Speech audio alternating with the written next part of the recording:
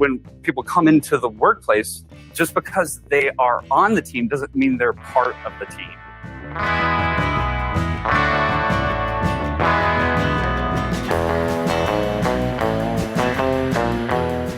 Happy New Year and welcome to Off the Books, where we surf the uncharted waters of accounting, finance, risk, and wherever else the waves take us. This episode is brought to you by Workiva, the only platform that unites financial reporting, ESG, audit, and risk teams so you can be the most powerful forces of good ever assembled. Check it out at workiva.com/podcast. My name is Catherine Tsai. I'm not an accountant or auditor, but I like asking questions of people who are, and I'm here with Steve Soter. Steve, why don't you tell the listeners who you are? Certainly, Catherine. Hello, everyone, and a Happy New Year. I'm Steve Soter, accounting enthusiast and Diet Coke aficionado. I'm looking forward to debating a great conversation, and I'm so happy to have you with us. Steve, who else is joining us here on the podcast today? Well, we have got returning guests, Ernest Anunciacion and Josh Gertsch. Both have been on the podcast a number of times. Ernest, do you want to remind the fine folks who you are?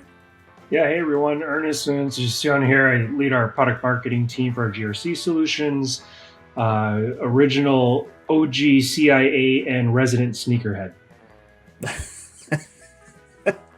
That makes me smile every time. And we've also got Josh Gertsch again joining us. Josh, do you want to introduce yourself? Yeah, I'm a principal here at Workiva in our accounting and finance group. I support kind of private public reporting as well as our capital markets group. And I'm a big fan of the Nectar of the Gods drink. I think, Steve, you partake of it as well. So I think we share that in common. Yes, we do, Josh. Yes, we do indeed. And why are Ernest and Josh here today, Steve? Well, Catherine, you were telling me about how you listened to a presentation by Focuswise CEO Curt Steinhorst, who's written about the topic of focus at work. Yes, and the presentation I heard Curt give was about building trust. Yeah, exactly. I think it's an important topic for accounting and audit teams that are trying to hold on to top talent. I think despite many of them being super busy right now in the new year, a lot of them are kicking off new goals, new resolutions, and so thought it might be a good idea to hear more about what Curt had to say, but then, of course, get reactions from Ernest and Josh, who are very connected, of course, to the profession. Good idea. Okay, so let's get into it. Ernest and Josh, so this webinar that I listened to featured Curt Steinhorst, who writes a lot about focus and productivity. And he talked about building trust when the traditional things that you use to build trust aren't always there anymore. So when you're not working all in the same office or shaking hands or breaking bread or Diet Cokes together in the lunchroom anymore, how do you build trust in a culture where people really like working together and want to stick around? So Curt had a bunch of ideas about it, and we wanted to get your take from the perspective of accounting and finance teams. Yeah, on that, Catherine, we've got a few clips from Curt's presentation that his team graciously are letting us share. So maybe we'll start out. He says one thing about what leaders can do to cultivate clarity. Let's take a look and see what he had to say. When people come into the workplace, just because they are on the team doesn't mean they're part of the team. And the easiest solution to this is just hire people that have the same background as you. That's also one of the least effective ways to have a high-performing organization. And the way we solve this is actually that people don't need to have the same past, but they need to be on the same page around some specific areas. And so when it comes to the team, the core function of a leader for creating a healthy team culture is clarity. It's not ping pong tables. It's not happy hour. It's not making sure everybody fills out their March Madness bracket. I don't mind the March Madness bracket thing. I think that's kind of fun. But Curt went on to say that people specifically need clarity around their roles, responsibilities, and rewards, meaning like, what do I need to do to get a promotion or get a raise or something like that? What do you all think? Well, you know, it's interesting, Catherine. I actually thought a lot about that in a March Madness bracket. In fact, one of my first experiences being at a company was they asked me to hey, Steve, put together this March Madness bracket. I'm not really a college basketball guy. I mean, there's always the perennial teams. I went to the University of Arizona. They are frequently, a top contending team. But that was actually an experience that I had that didn't make me feel part of the team. I don't know. Ernest, I think you and I have had this philosophical conversation before. What's your take? I loved what Curt had to say about just because you're on a team doesn't mean you're part of the team. I mean, how many times in our careers have we had, I don't want to say dead weight, but people are just kind of getting by, and maybe as a people leader, you inherited those resources or that team. And so, when I think about what he says about clarity around responsibilities, about roles, I think it starts with the vision, right? And guys, please bear with me because I'm going to use a ton of sports analogies here. Having played a lot of organized sports growing up myself, you got to have a vision, a common goal, a common thing that everybody's working towards. Because if people aren't working towards that and they have their own individual goals, that can detract and that can create distractions across the team and really impact kind of performance there. And so when I put that in the lens of how do you build trust around that, especially given kind of in the environment that we've been working under over the last few years, I love the whole notion of clarity, but I also think, one of the biggest ways or easiest ways to build that trust is what I call the say-do ratio. And I learned this very early on in my career from a former manager of mine. The say-do ratio is really simple. How much of what you say you're going to do you actually do? And so when you think about accounting and finance teams or audit teams, like audit specifically, we are measured, one of the KPIs that we have is based on the number of audit reports that we issue.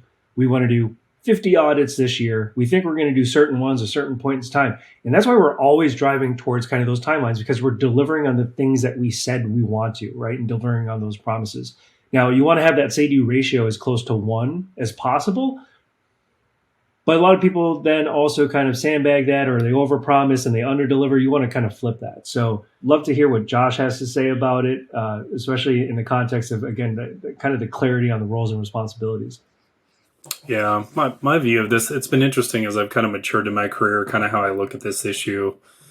I would say early in my career, we were working, in offices and things like that. And when someone would join the team, it would take a couple weeks. We'd go out to a lunch.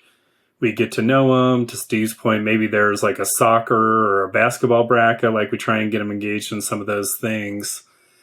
And it was, and then over time, you kind of saw what skills or what contributions they were going to make to the team. And what's been interesting to me is over the last couple of years, kind of working remotely, is one, we're bringing in people from all over. It doesn't, we don't have the same backgrounds. We don't have the same, maybe, I don't know if you call it values, but we have a different views on the world, and that's a good thing. But, when people come in on day one, there kind of isn't that fluff there anymore. It's like, hey, we hired you for a specific role based on your experience, based on your education. And they kind of come in and it's like we get working. And then as time develops, it's kind of like we get to know each other a little more personally. But I think as I've seen this happen when they come in, we've had to be so clear about what they're doing because, we're not in an office and we don't have that. I actually think it's been for the better. Like I've seen people excel at work where it's almost kind of like everybody kind of does their job and they take care of business better. And then they go home if they want to, or if they want to develop that further, then they probably put a little bit more investment in and kind of build those relationships. But it's almost like the dynamic has flipped, and it's just been an interesting observation for me over the last couple of years to kind of see and work through. Do either of you have a sense for what that moment is that sort of flips? And I'll use a personal example. I'm sure our audience has gathered. Josh and I have worked together for a long time, have known each other for a long time. Josh was kind of a punk until the first time we actually got into a little bit of a firefight. It was an audit issue. And, we were kind of like doing battle against each other, but then actually with each other trying to tackle this common issue. It was sort of after that firefight that I actually really appreciated, like, hey, you know what? Like, this is a really good guy to work with. Like, this is somebody that I would like to partner with. I use that example between me and Josh, but I'm guessing that same thing might play out with teams. I don't know. Ernest, Josh, could that be a defining moment? Or maybe if not, what other defining moments would you characterize as when somebody feels like, okay, you know what? Now we're finally, together and really coordinated and integrated as a team? Well, maybe Josh just has you fooled there, Steve. He's fooled me many times. Time will tell. You got to keep them on their toes. Exactly. I don't know if it's one specific moment that you kind of have like this light bulb go off and go, aha, right? It could be a number of moments that aggregate over time and kind of collectively. Yeah, there's nothing like being in the trenches of war to really forge those relationships. And the biggest thing about trust is how, one of the analogies I used to use in the past too is like, look, as your coach or as your people leader, I'm going to give you rope, and you could either run with that rope or you can hang yourself with that rope, right? And so for me, when I think about like my team right now, it's little moments in time where I see people kind of being a little bit proactive, and they're anticipating the things that I'm going to ask or that our stakeholders and our customers are going to be looking for, and then they're proactive about it, right? And then as a people leader, we got to reinforce that behavior through positive reinforcement. And so, at least for me, I mean, that's great. Yes, you absolutely have moments like that, and there's nothing like a fire drill, as you mentioned, Steve, to kind of forge that. And then you start thinking, okay, maybe I'm changing my tune a little bit. But for me, I see kind of little moments over the course of time that helps that. Yeah. I remember a good friend, an HR director I once was associated with, and he explained to me that, we were kind of talking about workplace situations and how to interact. And he's like, hey, basically it comes down to, once you earn it with that person, you can kind of go to that next level, or you can kind of talk to a deeper level that, maybe at first you can't. I think it's the same thing with trust. I think it's earned. I think that just comes through experiences, and you have to go through them to get there. I don't think you can earn trust based on superficial conversations or not doing anything where, to Steve, to your point, like all of a sudden, maybe we had some disagreements or views about things, but, but we were in the same page, or we had to get on the same page to deal with probably something a lot bigger than ourselves and get through that. And, I just think it's earned. I just think that there's no way around it, that at some point you've got to go through those fires to some degree, and you're either going to kind of come out of them better or you're going to kind of come out of them worse. And that just kind of continues to either enhance or kind of de-hance that relationship. Well, let's jump into another clip from Curt and looking at how to cultivate curiosity and help people navigate change. What we can't do is predict all the variables shaping the work that we're doing. They keep changing. But what we can do is promote a culture of growth and learning. And by promoting a culture of growth and learning inside the team, what we do is we ensure that when something new comes in, when the dynamics shift, when uncertainty becomes visceral, when the future is uncertain, that we actually can look at it as an opportunity rather than look at it as something that is a risk or threat to us. We're hardwired to zoom in on threats. And in moments of turbulence, we naturally focus inward and self-protect. And so what people are asking when it comes to trust towards the future isn't that you would have certainty. It's that they would have confidence that you are capable of navigating it and that you have their back through it. I mean, that sounds exactly like, Josh, what you were just kind of talking about. Yeah. It's been interesting on this one, when you think about it. I mean, the one, I think we have this fallacy thinking like in our jobs, like, hey, this year's been a little bit rough, but we're going to get everything fixed this year, and then next year is going to be smooth sailing. And unfortunately, I think we know the realization is that change is always there. And to look at it as an opportunity, kind of how he talks about it, or promote that culture of change. I think it's just so critical to say like, hey, going to deal with something, probably not going to have the same issue next year, but it's going to be something else. And we just got to be ready for that. The one kind of experience that comes to mind is I used to be an auditor for a decade at KPMG. And every year I used to have a lot of the same clients. I'm like, oh, next year we got this. I'm going home at 8. I'm not going to be here till midnight. Nothing's going to change. Like, I've got this thing dialed in. And sure enough, there would be an IPO or there'd be an acquisition. And, I think at first that was a little bit frustrating, but then as I embraced it, it actually gave me so much experience in my career on those things that it's given me so many opportunities down the road for other things like that. So I think embracing that culture of like, hey, it's never going to be smooth sailing, but let's come to work every day and have the attitude of like, let's kind of take it on and just kind of see where the journey goes to some point. Cause usually it's turns out to good things if you can kind of keep that perspective. Yeah, Josh, I only heard you tell me that every year you were my audit manager. Next year we're going to get this dialed Hey, in. Steve, I got to come up with some excuse to get the fees up. So, Isn't it the definition of insanity, though, is doing the same thing over and over again, expecting a different result? Yeah. Isn't that an audit, Ernest? I mean, isn't that like right up your alley? 100%. I think what I loved about Curt's quote here, and when he talks about promoting that culture of growth and learning, within the audit world, we're so accustomed to doing the same things as like last year, right? Like, hey, we did this audit before, let's do it the same way. And one of the things that I've learned over my career is, when you're going to try something new and that's different and challenging and maybe bucking conventional wisdom and challenging the status quo, you have to create an environment where it's okay to fail, where people feel safe that, hey, look, we know we're going to go out on a limb and we're trying something new here. But if you're going to fail fast, fail forward, fail onward. And that's something that I think we've been able to cultivate that culture a little bit better in this virtual environment, right? Like we have to try new things because that's kind of the way the world is working right now. And so I think that's how, the biggest growth opportunities that we have and the best ways that we learn is through failure. And Lord knows that I've failed time and time again. Maybe that's why I'm not in audit anymore.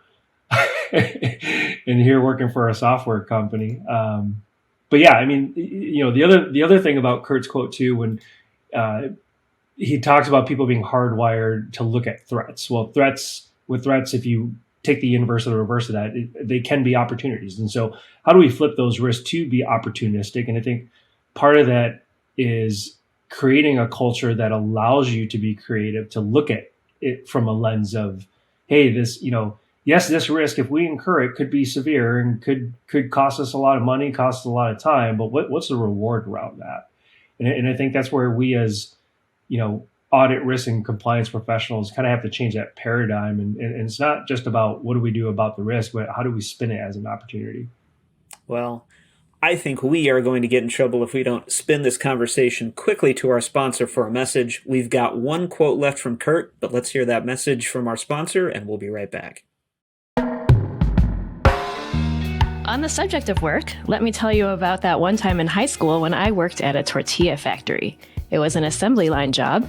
One person cooked the corn, another fed dough into a machine to be pressed into tortillas, and someone else counted out tortillas so I could stuff them into bags to be sold in your local grocery store. The assembly line was great for making tortillas. It's not so great for assembling a 400-page annual report when many teammates need to add ingredients and do quality control without having to wait their turn in line to start doing their thing. That's where Workiva comes in. Workiva brings financial reporting, ESG, audit, and risk teams together all in one platform to work together in real time. Workiva helps you automate the tedious parts of your job so you and your team can focus on doing your thing and adding value. Check it out at workiva.com/podcast. That's WORKIVA.com/podcast. The truth is, the single best and most powerful way to build trust in your team is to give them the one thing that is most difficult to give, and that's undivided attention. Let's combine this with our closing question of the day here. How would you give people your undivided attention? Well, you know what? This is kind of hokey, but I think one of the ways that, at least that I've found is successful in the past is, which has actually been good for me too, frankly, as a manager, just as a member of a team, is just reaching out, just unsolicited, impromptu. Hey, how you doing? What's going on? And you just sit there and listen. And definitely ask more questions than you talk. That, to me, I think done on a regular basis, I think not only demonstrates that, hey, I care about you, but it also gives us just opportunity to communicate in a way that's not tied to a meeting. It's not tied to any specific topic. It's kind of free flow, and you can sort of take it from there. That's probably a little bit homespun, but, boy, I've had some really, really good outcomes and really good interactions with people when I've done that. Back when we used to go into the office and we would have meetings in my office or somewhere else, when it was one-on-one time, whether it was a status update or a check-in on goals or whatever, I would purposefully close my laptop close the door and having just a conversation with them. In this virtual environment, it's very easy to be distracted because you got multiple screens, you got multiple devices and notifications going off here and there. And so I try to make sure that I'm focusing on the camera, as unnatural as that feels when we're meeting virtually, and that I'm not distracted by emails or Slack messages or anything else. That undivided attention, I think it's got to be reciprocal too, right? And so as you're having those conversations with folks, making sure that not only do you hear them, but reiterating what you heard in your own words so that you have confirmation that you're on the same page. There's so many like little different tactics that you can deploy. But again, it's a really good, strong statement in terms of like building that trust. And I think the last thing around building trust too, especially as a team leader or just a leader in general, goes back to that say-do ratio. But I think showing vulnerability in these times, we all have stuff that's going on. We all have families, people are getting sick, you got kids that you have to take to school, showing and having empathy around that, but then also kind of reinforcing those same values that like, hey, when you're on PTO, you're on PTO, right? Same thing for like me, when I'm on PTO, I make sure not to email my teams or shoot the message or anything like that. Like that is our time. And I think that's what really good companies who have strong cultures get to reinforce.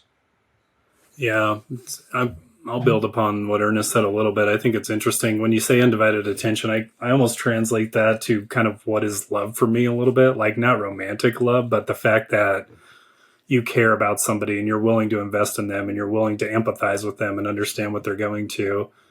And so how do you show that in a workplace setting? I mean, I kind of go my mind, and this is just where my mind goes, which will tell you I'm a little bit crazy, but I kind of think of the 5 love languages. I'm pretty sure physical touch is a no-no from what I've understood. And then, words of affirmation, acts of service, gifts, none of those kind of really make sense. So I think it kind of comes back to quality time, like when you're there, that you're going to give them focused time on them, whatever way that works, whether that's one-on-ones, whether that's going out for coffee, but just an opportunity where, you can build that relationship where you can understand them, that you can show them that you care, that you can take an interest in that. And again, as you've kind of gone through those experiences and earned that trust, I think it only helps. I think when people are in, when they become kind of ride or die partners to some degree, like you've gone through those things, you care about each other. I think, to me, it kind of just comes back to being willing to spend that focused time with that person. So that'd be my take on it. Those are some deep and profound responses to this closing question of the day. Usually we get more humor, but I like this. Catherine, we can't let you get off the hook, though. How do you show undivided attention? Oh, it's a good old-fashioned Care Bear stare. Eye contact. Direct eye contact. I didn't think Josh would be giving the Care Bear stare, but you're a pretty caring guy, Josh, as it turns out. Underneath this asshole form that Steve has painted this picture as, I'm just a guy who cares about other people, and wants them to be happy. But, some people just can't overlook certain things. So, can we do an episode in the future on love languages? I think we could spin something there. Let's do it. Let's do it. I love it. Especially since my wife made me read that book before we got married. I don't know what she was trying to tell me. And then maybe we could do another one on like guys are from Mars, women are from Venus, or whatever that book was. Like, let's just take this podcast to a whole different level. Let's go. Oh boy. Can't wait. 2023 is going to be a hoot. Well, thanks, Ernest and Josh, for being here. Yeah, thanks for having us. Yeah, thank you. Definitely. Thanks to you both, and thank you, dear listener, for surfing along. I'm Steve Soder, that was Catherine Tsai, and this has been Off the Books, presented by Workiva. Please subscribe, leave a review, tell your buddies if you like the show, surfs up, and we will see you on the next wave.